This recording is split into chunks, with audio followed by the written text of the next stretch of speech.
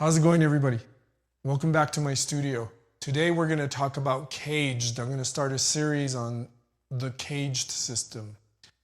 And what is a caged system? It's a way of viewing the fretboard utilizing the 5 major open position chord shapes. It allows us to break up the neck into 5 manageable areas. And if you're like me, over time, those 5 regions, those 5 quadrants, sections, they bleed into each other over time. They blur into each other into one large view of the neck, which is super helpful and actually essential. I've seen a lot of people talk about caged, but I don't feel that they go far enough. I'm going to start a series right now, and we'll start with the basics, but then we're going to go forward and see how we can take it even further melodically and harmonically. There's more to just the major shapes, and I don't see a lot of people discussing it, so I'm going to share that with you as well. Remember to download the free PDF that's located in the description below.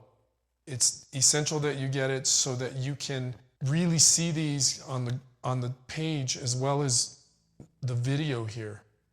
It'll help you connect everything because I have fat fingers and the shapes may not be as clear to you as they might be otherwise. All my students always get a written visual of this beyond video. All right, so let's get started. So C major, A major, G major, E major, D major. As I said before, that's caged. That's the acronym. It stands for the 5 major chord shapes.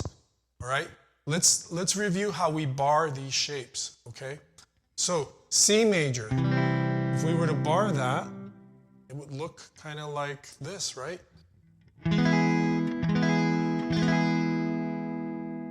Okay, there's a barred C. All right. Now, in practice, we're probably only going to do this. We're going to take that note out. That's how it works. So here's the full shape, my little finger. In practice, most of the time, I just do that, as do most people. All right?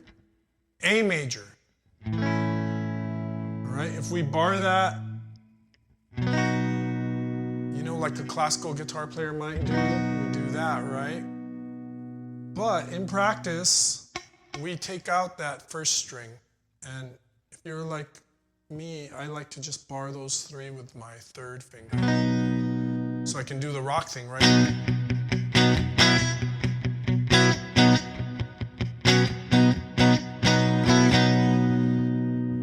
We need to have that finger free so that we can do the suspensions. And also it's just really much easier on a guitar, on an electric guitar neck to bar that 3rd finger. So there's our barred A form. G. All right, I bet many of you, if not most of you, have never barred a G chord before. Take a look. Now don't panic, I'm not going to ask you to do this. This is what it would look like on a graph, and in theory, this is the barred G form, right? But in practice, we take this note out and we take this note out and end up with just this. And since it's just these 2, it's much more comfortable to use your 3rd finger. Now, when we do this to these chords, we do end up with inversions. And if you don't know what inversions are, you might go back to my harmonized scale series where I talked about inversions. And it's basically a chord where the root is not in the bass. Something other than the root is in the bass. So like this is a first inversion chord in reality. But anyway, in practice, this is how we do a barred G form. See that? There's the full G. But in practice, we would just do this.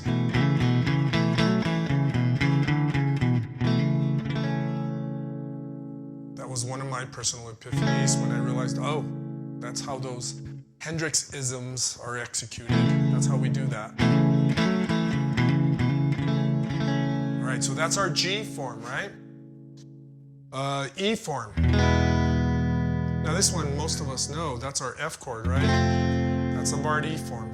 And that is how we do it in practice. So that's how I do it in practice. That's how I see most people do it in practice. All right? In the real world. All right? So D major is our last one. How do we bar a D? Well, Remember, what we're doing with a bar is we have to move everything up the same distance. So if I move the D up there, I need to make sure I bar here, right? It's not really a bar, it's just that I have to get the bass note to happen. But here's another one of those situations. Here's the book version of a barred D chord. And in practice, most of us just take the root out, making it a second inversion triad.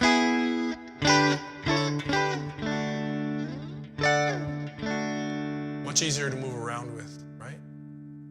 All right, so now we're going to connect them along the neck, and you'll see what we mean by caged and organizing the fretboard with each major chord as a section of the neck. Okay, so here's C major. The next possible place we can play the notes of C major is right here. Here's our connecting point. What's next in the word caged from C? A. So there's our A form. See that? All right. What's next in caged? Our G form. Here's our connecting point. Right? The third finger bar. Replace it with our index finger. And there's our G form. Now we're aware that those other notes are there, right? But we don't play them in practice. We just know that they're there. And also they're very important for connecting, because what's our next letter in caged? The E form. And that's how we connect right here. So there's our E form. Now, our D form. This would be our root for the D form. I'll take a look. I visualize my little finger note, look up 2 frets, 1, 2, and play my D shape. All right? And what comes after D in caged? C, because remember, this is a circular concept. It keeps going round and round. We can start anywhere, and we'll always end up back where we started. So after D comes C. If you remember, we don't use the little finger note. We'll take that out, make it a 4-note shape, and we're back home to C. So C major with a C form, C major with an A form, C major with a G form, C major with an E form, C major with a D form, C major, back to C. Does this make sense? I hope so. Hope the light bulbs are going on. So let's keep going. What's next in caged? Because it's circular, we can start anywhere and end up back where we started. So A is the next letter, right? So we'll start with our open position, A. What comes next? G. So what do we do? Half bar right there, right where the fingering was for A. There's our G form. What's next after the G form is the E form. Here's our connecting note, just like before. There's our E form. All right, so here's our connecting note for the D form. We visualize 2 frets up and just play our D shape right there, right? What's next after the D form? Our C form. This is the only one where we don't have to do a shift of our hand. We just drop down and do a half bar, create our C shape. All right, there's our connecting note that we don't usually play, but we need it to see and to visualize our next shape. What's after C? Our A form. So there's our connecting note for an A form. We're back home where we started. So A major with an A form, A major with a G form, A major with an E form, A major with a D form, A major with a C form, and A major back home with the A form, an octave higher. Moving on, let's do the G form. So here we are with G. What comes next in caged? The E form. Here's our connecting point. Here's our E bar. We visualize from our little finger 2 frets up. There's our D form. That's what's next in caged. Right? What's after D in caged? Our C form. Drop down, do a half bar. There's our C form. Here's our connecting point for what's next. What comes next after our D form? Our C form, right? So we drop down and do a half bar. There's our C form. Here's our connecting point for the next letter, A form, our A form. So what comes after A in caged? We're back home to G. Here's our connecting point. We replace our 3rd finger with our index. We're back home with G.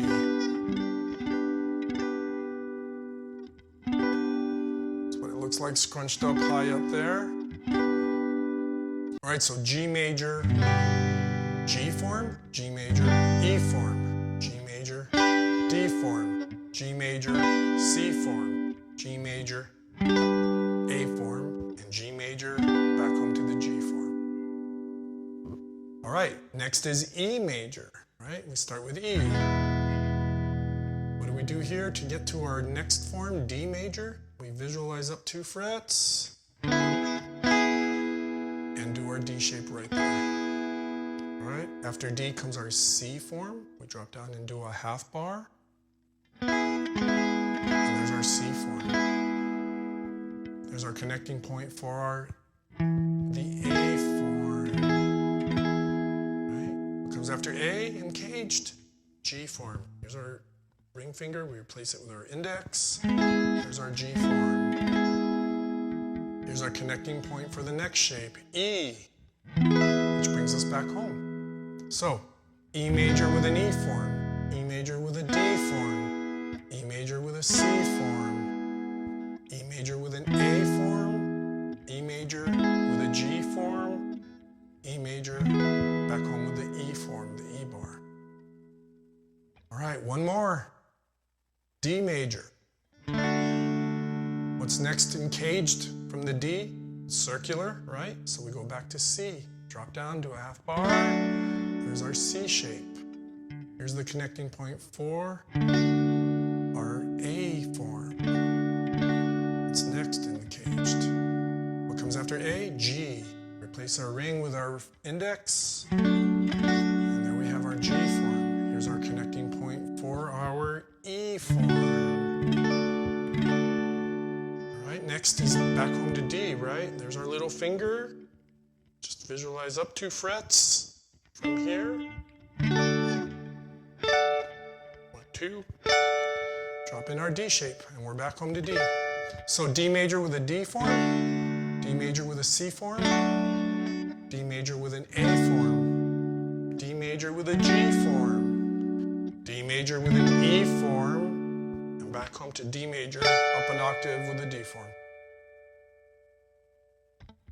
So there you have it, caged, starting at each chord. I hope the light bulbs, I keep saying that, are turning on and you're realizing how the neck is laid out, how our tuning system is laid out on the guitar.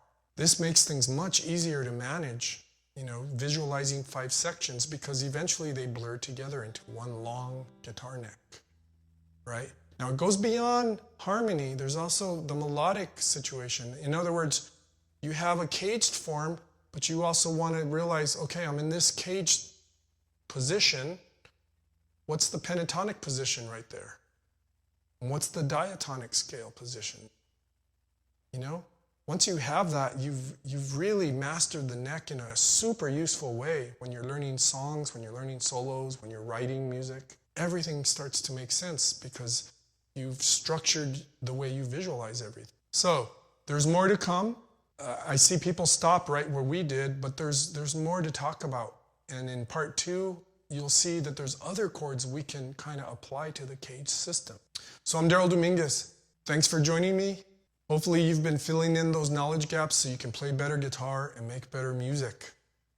Please download the included PDF that's in the description below.